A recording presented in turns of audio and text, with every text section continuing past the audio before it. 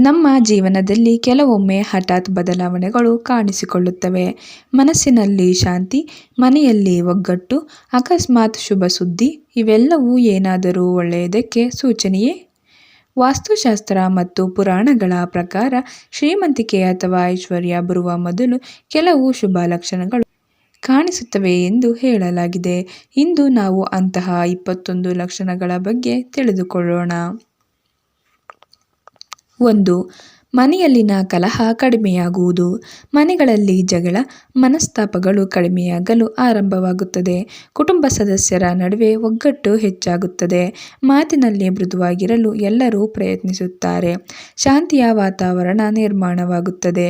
ವಾಸ್ತು ಪ್ರಕಾರ ಶಾಂತಿ ಇರುವ ಸ್ಥಳದಲ್ಲೇ ಲಕ್ಷ್ಮಿ ವಾಸ ಮಾಡುತ್ತಾಳೆ ಎಂದು ಹೇಳುತ್ತಾರೆ.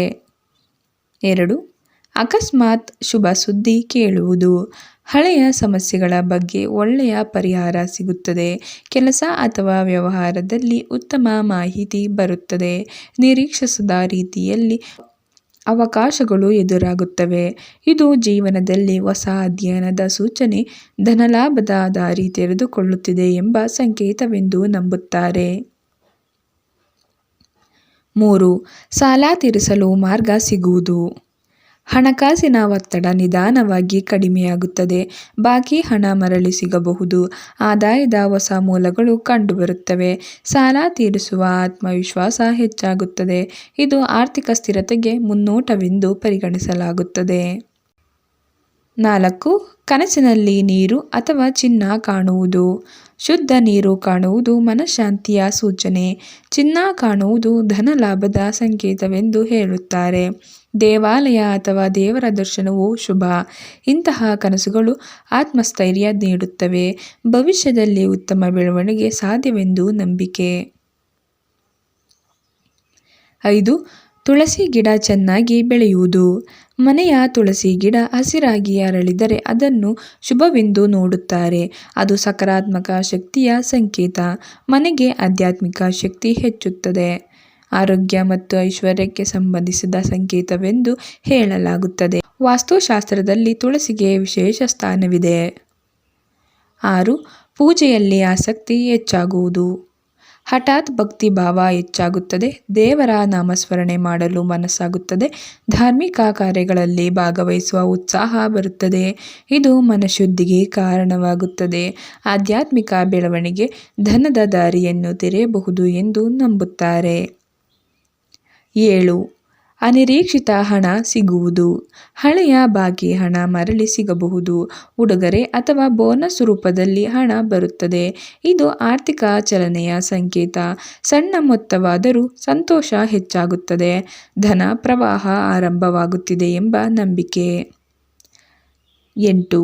ಮನಸ್ಸಿಗೆ ಶಾಂತಿ ಸಿಗುವುದು. ಆತಂಕ ಕಡಿಮೆಯಾಗುತ್ತದೆ. ಭಯ ಮತ್ತು ಸಂಶಯ ದೂರವಾಗುತ್ತವೆ. ಆತ್ಮವಿಶ್ವಾಸ ಹೆಚ್ಚಾಗುತ್ತದೆ.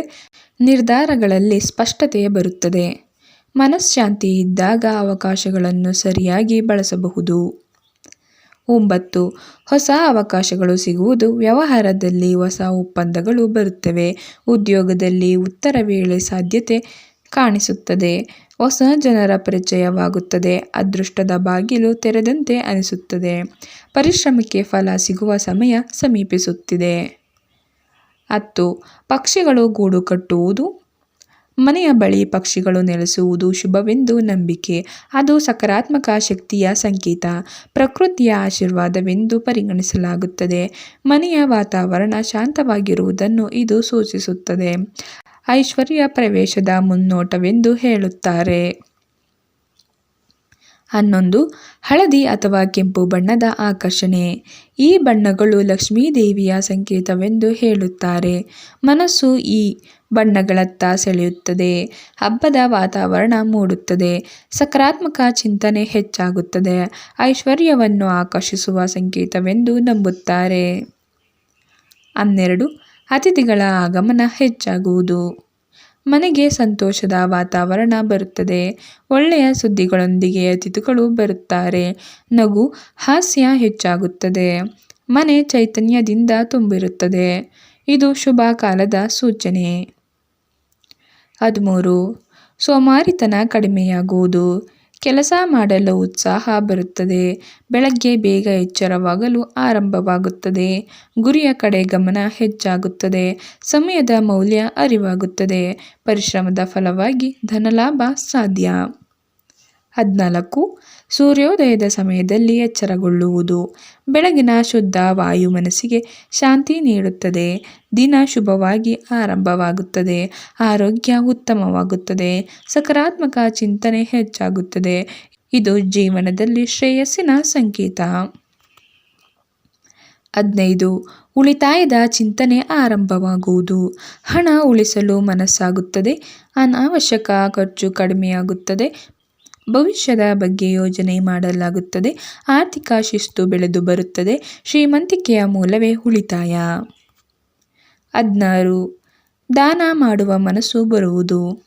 ಇತರರಿಗೆ ಸಹಾಯ ಮಾಡುವ ಆಸಕ್ತಿ ಮೂಡುತ್ತದೆ. ದಾನದಿಂದ ಮನಃಶಾಂತಿ ಸಿಗುತ್ತದೆ. ಪುಣ್ಯದ ಫಲ ದೊರೆಯುತ್ತದೆ ಎಂಬ ನಂಬಿಕೆ. ನಕಾರಾತ್ಮಕ ಶಕ್ತಿ ಹೆಚ್ಚಾಗುತ್ತದೆ. ಧನ ಪ್ರವಾಹ ಸ್ಥಿರವಾಗುತ್ತದೆ. 17. ಮನೆ ಸ್ವಚ್ಛವಾಗಿಡುವ ಅಭ್ಯಾಸ. ಸ್ವಚ್ಛತೆ ಆರೋಗ್ಯಕ್ಕೂ ಐಶ್ವರ್ಯಕ್ಕೂ ಸಹಾಯಕ. ಅಸಮರ್ಪಕ ವಸ್ತುಗಳನ್ನು ತೆಗೆದುಹಾಕಲಾಗುತ್ತದೆ. ಹೊಸ ಶಕ್ತಿ ಮನೆಗೆ ಪ್ರವೇಶಿಸುತ್ತದೆ. ವಾಸ್ತು ಪ್ರಕಾರ ಸ್ವಚ್ಛ ಮನೆಯಲ್ಲಿ ಲಕ್ಷ್ಮಿ ವಾಸ ಮಾಡುತ್ತಾಳೆ. ಇದು ಶುಭ ಸಂಕೇತ. 18. ಹಳೆಯ ವಸ್ತುಗಳನ್ನು ತೆಗೆಯುವುದು. ಅನಗತ್ಯ ವಸ್ತುಗಳು ತೆರವುಗೊಳ್ಳುತ್ತವೆ. ಮನೆ ವಿಶಾಲವಾಗಿ ಕಾಣುತ್ತದೆ. ಮನಸ್ಸಿಗೂ ಲಘುತ್ವ ಸಿಗುತ್ತದೆ. ಹೊಸ ಅವಕಾಶಗಳಿಗೆ ಜಾಗ ಸಿಗುತ್ತದೆ. ಇದು ಬದಲಾವಣೆಯ ಸೂಚನೆ. 19. ಕಾರಣವಿಲ್ಲದ ಸಂತೋಷ. ಅಕಸ್ಮಾತ್ ಮನಸ್ಸು ಖುಷಿಯಾಗುತ್ತದೆ. ಆತ್ಮವಿಶ್ವಾಸ ಹೆಚ್ಚಾಗುತ್ತದೆ. ಭವಿಷ್ಯದ ಬಗ್ಗೆ ಆಶಾವಾದ ಮೂಡುತ್ತದೆ. ಸಣ್ಣ ವಿಷಯದಲ್ಲೂ ಸಂತೋಷ ಕಾಣುತ್ತದೆ. ಇದು ಒಳ್ಳೆಯ ಸಮಯದ ಮುನ್ನೋಟ. 20. ಒಳ್ಳೆಯ ಜನರ ಪರಿಚಯವಾಗುವುದು. ಸಹಾಯಕರು ಜೀವನದಲ್ಲಿ ಬರುತ್ತಾರೆ. ಮಾರ್ಗದರ್ಶನ ಸಿಗುತ್ತದೆ. ಒಳ್ಳೆಯ ಸಲಹೆಗಳು ಲಭ್ಯವಾಗುತ್ತವೆ. ನೆಟ್ವರ್ಕ್ ಬಲವಾಗುತ್ತದೆ. ಯಶಸ್ಸಿನ ದಾರಿ ಸುಗಮವಾಗುತ್ತದೆ. 21. ನಿರಂತರ ಪರಿಶ್ರಮ ಮಾಡಲು ಮನಸ್ಸು. ಗುರಿಯ ಕಡೆ ಗಮನ ಸ್ಥಿರವಾಗುತ್ತದೆ. ಕಷ್ಟವನ್ನು ಸಹಿಸುವ ಶಕ್ತಿ ಬರುತ್ತದೆ. ವಿಫಲತೆ ಭಯ ಕಡಿಮೆಯಾಗುತ್ತದೆ. ಸಣ್ಣ ಯಶಸ್ಸುಗಳು ಆತ್ಮವಿಶ್ವಾಸ ನೀಡುತ್ತವೆ. ಇವೇ ನಿಜವಾದ ಶ್ರೀಮಂತಿಕೆಯ ಲಕ್ಷಣಗಳು. ಈ ಲಕ್ಷಣಗಳು ನಂಬಿಕೆಗಳ ಆಧಾರಿತವಾಗಿವೆ. ಆದರೆ ಒಂದು ವಿಷಯ ನೆನಪಿಡಿ, ನಿಜವಾದ ಐಶ್ವರ್ಯ ಪರಿಶ್ರಮ, ಶಿಸ್ತು ಮತ್ತು ಸರಿಯಾದ ಯೋಜನೆಗಳಿಂದಲೇ ಬರುತ್ತದೆ. ಈ ವಿಡಿಯೋ ನಿಮಗೆ ಇಷ್ಟವಾದರೆ ಲೈಕ್ ಮಾಡಿ, ಶೇರ್ ಮಾಡಿ ಮತ್ತು ನಮ್ಮ ಚಾನಲ್ಗೆ ಸಬ್ಸ್ಕ್ರೈಬ್ ಮಾಡೋದನ್ನು ಮರೆಯಬೇಡಿ. ಧನ್ಯವಾದಗಳು.